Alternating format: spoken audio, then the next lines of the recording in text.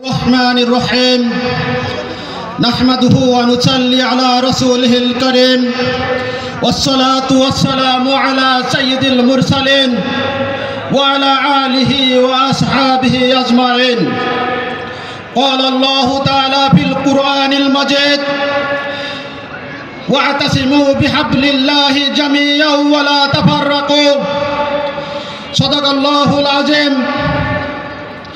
সম্মানিত কর্মী ভাইরা, বাংলাদেশ জামাত ইসলামী পল্লবী উত্তর থানা কর্তৃক আয়োজিত আজকের এই বিশাল কর্মী সম্মেলনের সম্মানিত সভাপতি, বাংলাদেশ জামাত ইসলামী ঢাকা মহানগরী উত্তরের সম্মানিত মজলিসে শুরা সদস্য জনাব জনতা মৌলানা সাইফুল কাদের, আজকের এই কর্মী সম্মেলনে প্রধান অতিথি হিসেবে উপস্থিত থাকবেন বাংলাদেশ জামাত ইসলামী কেন্দ্রীয় নির্বাহী পরিষদের অন্যতম সদস্য, বাংলাদেশ ইসলামী ছাত্র শিবিরের সাবেক সংগ্রামী সভাপতি, বিপ্লবী ছাত্র নেতা,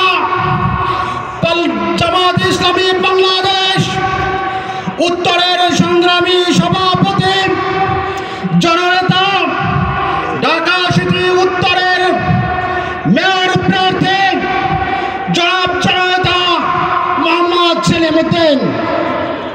প্রিয় কর্মী ভাইরা, আসসালামু আলাইকুম রহমতুল্লাহ।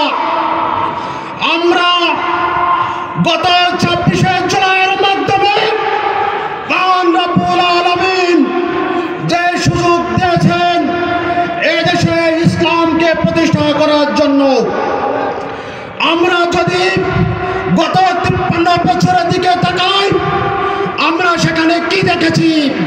সেখানে জুলুমতন্ত্র, সেখানে দেখেছি দুর্নীতির সমারোহ, সেখানে দেখেছি চাঁদাবাজদের দৌরাত্ম্য, দেখেছি ঘুষ রাহাজানির মিছিল। এটা থেকে মুক্ত হতে হলে, ন্যায় ইনসাফ প্রতিষ্ঠা করতে হলে, ছাত্র জনতার রক্তের দাম দিতে হলে এদেশে শুধুমাত্র কোরআনের শাসন দ্বারাই সেটা সম্ভব।